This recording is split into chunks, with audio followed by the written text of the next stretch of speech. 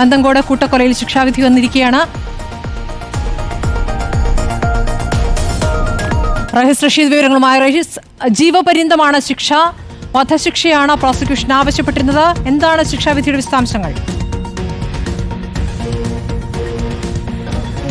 സ്മൃതി, അല്പസമയം മുമ്പാണ് കോടതി വിധി പ്രസ്താവിച്ചിരിക്കുന്നത്.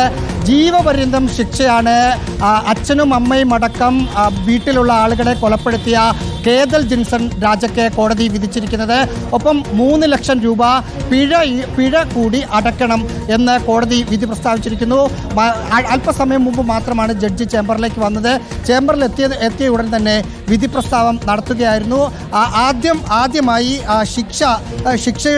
ശിക്ഷയുടെ കാര്യങ്ങൾ മാത്രമാണ് പറഞ്ഞത്. ബാക്കി കാര്യങ്ങൾ ഇപ്പോൾ പറഞ്ഞുകൊണ്ടിരിക്കുകയാണ്. ഈ കേസിൽ അപൂർവമായ കേസായി കണ്ട് കേതൽ ജിൻസൺ രാജയ്ക്ക് വധശിക്ഷ നൽകണം എന്നതായിരുന്നു പ്രോസിക്യൂഷന്റെ ആവശ്യം. പ്രോസിക്യൂഷന്റെ ആവശ്യം കോടതി അംഗീകരിച്ചില്ല. പ്രതിഭാഗം ഇത് വധശിക്ഷ നൽകേണ്ട തരത്തിലുള്ള ഒരു കേസല്ല, മാനസികമായ ബുദ്ധിമുട്ടുള്ള ഒരാൾ ചില സാഹചര്യങ്ങളുടെ അടിസ്ഥാനത്തിൽ ചെയ്ത കേസ് മാത്രമാണ്, അതുകൊണ്ട് വധശിക്ഷ നൽകരുത് എന്നതായിരുന്നു പ്രതിഭാഗത്തിന്റെ ആവശ്യം. ഈ ആവശ്യങ്ങളും ഒപ്പം ഇതുവരെ കോടതിയിൽ നടന്ന വാദമുഖങ്ങളും കൂടി പരിഗണിച്ചതിന് ശേഷമാണ് അഡീഷണൽ സെഷൻസ് കോടതി 6 ജഡ്ജി കെ വിഷ്ണു ഈ കേസിലെ വിധി പ്രസ്താവിച്ചിരിക്കുന്നത്. കേതൽ ജിൻസൺ രാജയ്ക്ക് അച്ഛനെയും അമ്മയെയും സഹോദരിയെയും അകന്ന ബന്ധുവിനെയും നിഷ്ഠൂരമായി കൊലപ്പെടുത്തിയ നന്തങ്കോട് കൂട്ടക്കൊലക്കേസിലെ പ്രതി കേതൽ ജിൻസൺ രാജയ്ക്ക് ജീവപര്യന്തം ശിക്ഷയാണ് കോടതി വിധിച്ചിരിക്കുന്നത്. ശിക്ഷാ വിധി സംബന്ധിച്ച ബാക്കി നടപടികൾ അല്ലെങ്കിൽ ബാക്കി കാര്യങ്ങൾ കോടതി ഇപ്പോൾ വിധി പ്രസ്താവം നടത്തിക്കൊണ്ടിരിക്കുകയാണ്. ആദ്യമായി കോടതി ജീവപര്യന്തം എന്ന കാര്യം ഇതിനകം പറഞ്ഞിട്ടുണ്ട്. പ്രതിക്ക് മാനസിക രോഗമുണ്ട്, മാനസിക പ്രശ്നങ്ങളുണ്ട് എന്നുള്ള കാര്യം കോടതി അംഗീകരിക്കുകയായിരുന്നു എന്നാണോ കരുതേണ്ടത്? വധശിക്ഷ ആവശ്യപ്പെട്ടെടുത്ത് ജീവപര്യന്തം നൽകുമ്പോൾ ഇത് അപൂർവമായി കോടതി കാണുന്നില്ല എന്നാണോ? സ്വാഭാവികമായും കോടതി ഈ കേസിന്റെ ട്രയൽ സമയത്ത് നടന്ന കാര്യങ്ങൾ പരിഗണിച്ചിട്ടുണ്ടാകാം. ഏറ്റവും അവസാനം പ്രതിഭാഗം പറഞ്ഞ വാദങ്ങൾ മാത്രം മുഖവിലക്കെടുത്തിട്ട് വധശിക്ഷ നൽകാതിരുന്നു എന്ന് പറയാൻ കഴിയില്ല. ഇതിൻ്റെ ട്രയൽ സമയത്ത് പലതരത്തിലുള്ള വാദങ്ങൾ പ്രോസിക്യൂഷനും പ്രതിഭാഗവും ഉന്നയിച്ചിരുന്നു. അതെല്ലാം കണക്കിലെടുത്തതിന് ശേഷം അന്തിമ വാദമാണ് ഇന്ന് നടന്നത്. ആ അന്തിമ വാദ സമയത്ത് പ്രതിഭാഗം പ്രധാനമായും ഉന്നയിച്ച 2 കാര്യങ്ങളാണ്. ഒന്ന്, പ്രതിക്ക് 34 വയസ്സ് മാത്രമേ ഇപ്പോൾ പ്രായമുള്ളൂ, ആ പ്രായത്തിൻ്റെ പരിഗണന കോടതി നൽകണം. മറ്റൊന്ന്, പ്രതിക്ക് മാനസിക പ്രശ്നങ്ങൾ ഉണ്ടായിരുന്നു, ആ സംഭവം കൊലപാതകം നടക്കുന്ന സമയത്തും അതിനുശേഷവും പ്രതിക്ക് മാനസിക പ്രശ്നങ്ങളുണ്ട്.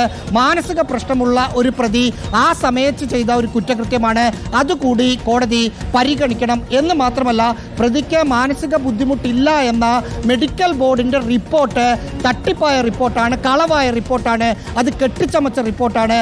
ആ റിപ്പോർട്ട് മുഖവിലക്കെടുത്ത് പ്രതിക്ക് വധശിക്ഷ നൽകുന്നതിനുള്ള ഒരു തീരുമാനത്തിലേക്ക് കോടതി പോകരുത് എന്ന വാദം പ്രതിഭാഗം ഉന്നയിച്ചു. പക്ഷേ സ്വാഭാവികമായും കോടതിയെ സംബന്ധിച്ച് ഈ പ്രതിക്ക് മാനസിക ബുദ്ധിമുട്ട് ഇല്ല എന്ന് വന്നതുകൊണ്ട് മാത്രമാണ് ഈ കേസിലെ ട്രയൽ നടപടി തുടങ്ങിയത്. കാരണം ട്രയൽ തുടങ്ങാൻ പലവട്ടം കോടതി നടപടികളിലേക്ക് പോകുമ്പോൾ പ്രതിഭാഗം മാനസിക ബുദ്ധിമുട്ടുള്ള ഒരാളാണ്, അതുകൊണ്ട് ട്രയൽ നടപടികളിലേക്ക് കടക്കരുത് എന്ന് കോടതിയോട് പലവട്ടം ആവശ്യപ്പെട്ടതിനനുസരിച്ചാണ് 2017 നടന്ന കൊലപാതകത്തിൻ്റെ ഒരു ശിക്ഷാവിധി ഇന്ന് വരെ നീണ്ടുപോയത്. ആ സമയത്താണ് അന്വേഷണ സംഘവും പ്രോസിക്യൂഷനും ഒരു മെഡിക്കൽ ബോർഡിനെ, തിരുവനന്തപുരം മെഡിക്കൽ കോളേജിലെ മാനസികാരോഗ്യ വിദഗ്ധർ, അന്നത്തെ RMO ആയിരുന്ന ഡോക്ടർ മോഹൻ റോയുടെ നേതൃത്വത്തിലുള്ള ഒരു മെഡിക്കൽ ബോർഡാണ് കേതൽ ജിൻസൺ രാജയെ വിശദമായി പരിശോധിച്ചത്. ആ പരിശോധനയിൽ കേതലിന് മാനസികമായ ഒരു പ്രശ്നവുമില്ല എന്ന റിപ്പോർട്ട് കോടതിക്ക് നൽകി. അതിൻ്റെ അടിസ്ഥാനത്തിലാണ് കോടതി ഇവിടെ വിചാരണ നടപടികൾ തുടങ്ങിയത്. സ്വാഭാവികമായും മാനസിക പ്രശ്നം ഇല്ല എന്ന് കോടതിക്ക് മുമ്പിൽ റിപ്പോർട്ട് കിട്ടിയതിൻ്റെ അടിസ്ഥാനത്തിൽ വിചാരണ നടപടി തുടങ്ങിയതുകൊണ്ട് വിചാരണ സമയത്ത് ഒരിക്കൽ പോലും പ്രതിഭാഗം മാനസിക പ്രശ്നം കേതൽ ജിൻസൺ രാജയ്ക്ക് ഉണ്ട് എന്ന് വാദിച്ചിരുന്നില്ല. ഇന്ന് അന്തിമവാദം നടക്കുന്ന സമയത്താണ് ഇതിൽ അപൂർവമായ കേസായി കണ്ട് വധശിക്ഷ നൽകണം എന്ന് പ്രോസിക്യൂഷൻ ആവശ്യപ്പെട്ട സമയത്താണ്, ഏറ്റവും അവസാന സമയത്താണ് പ്രതിക്ക് മാനസിക പ്രശ്നമുണ്ട്, അതുകൊണ്ട് അപൂർവമായ കേസായി ഇത് പരിഗണിക്കരുത് എന്ന വാദം ഉന്നയിക്കുന്നത്. ആ വാദത്തെ പ്രോസിക്യൂഷൻ പൂർണ്ണമായും എതിർത്തു. അതിന് പ്രധാനമായും പറഞ്ഞ കാര്യം ഇന്റർനെറ്റിൽ ആളുകളെ കൊലപ്പെടുത്തുന്നതുമായി ബന്ധപ്പെട്ട് സെർച്ച് ചെയ്ത ചാറ്റ് ഹിസ്റ്ററിയുമായി ബന്ധപ്പെട്ട കാര്യങ്ങൾ കോടതിക്ക് മുമ്പിലുണ്ട്. നന്ദൻകോട്ടിലെ പെട്രോൾ പമ്പിൽ നിന്ന് കൊലപാതകം നടത്തുന്നതിൻ്റെ തലേ ദിവസം കന്നാസിൽ പെട്രോൾ വാങ്ങിക്കൊണ്ടുപോകുന്നതിൻ്റെ CCTV ദൃശ്യങ്ങൾ പ്രോസിക്യൂഷൻ ഇതിനു മുമ്പ് തന്നെ കോടതിയിൽ ഹാജരാക്കിയിരുന്നു.